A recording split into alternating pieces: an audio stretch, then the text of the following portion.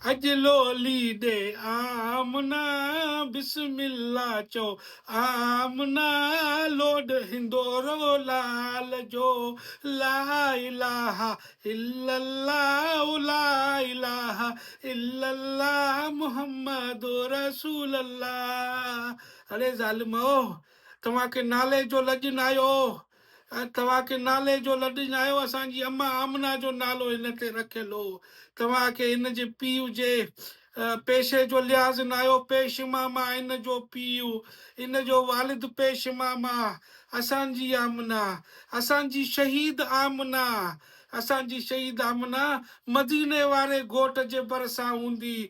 मदीने वारो घोट असांजो सुहिणो मुहम्मद सल्लल्लाहु अलैहि वसल्लम असांजे शहीद आमना खे आदत ॾींदे चवंदो हूंदो, अम्मा आमना फिकिर न कर, तुंहिंजो बाबो, तुंहिंजो अबो, तुंहिंजो नालो मुंहिंजी अम्मा जे नाले ते रखियो, आमना जे, फिकिर न कर। मुंहिंजो रब, मां मुहम्मद जो रब जे गफ़ूर रहीम आहे त शदीद अज़ाब ॾींदड़ बि आहे। मां मुहम्मद जो रब मुंहिंजी आमना खे मुंहिंजो सुहिणो मदीने जो घोट चवंदो हूंदो, अरे ज़ालिमो, ओ ज़ालिमो, इन जो पीउ मस्जिद आबाद कंदड़नि मां आहे।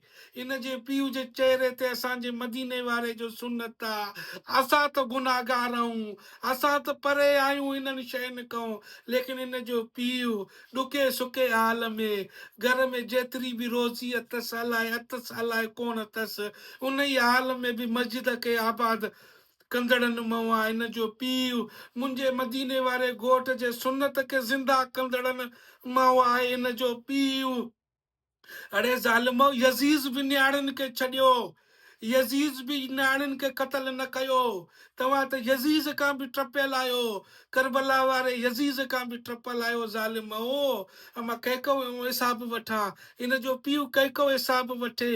काथे आ रियासत, काथे आ कानून।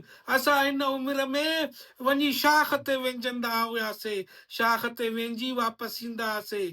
अमुन मानो हाणे असांजूं न्याणियूं स्कूल वेंदे न्याणियूं असांजूं ज़बा था थियनि, असांजे न्याणी सां ज़ुल्म थो थिए।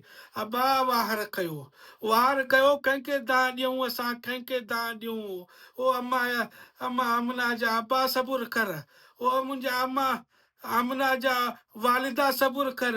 तव्हांजी न्याणी शहीद आहे, तव्हांजी न्याणी करबला जे शहीदनि सां गॾु हूंदी। तव्हांजी न्याणी मां मुंहिंजे सोणे मुहम्मद सल्लल्लाहु अलैहि वसल्लम सां गॾु हूंदी, शहीदनि सां गॾु हूंदी। सबुर कयो, सबुर कयो, तव्हांजो इंसाफ़ अल्लाह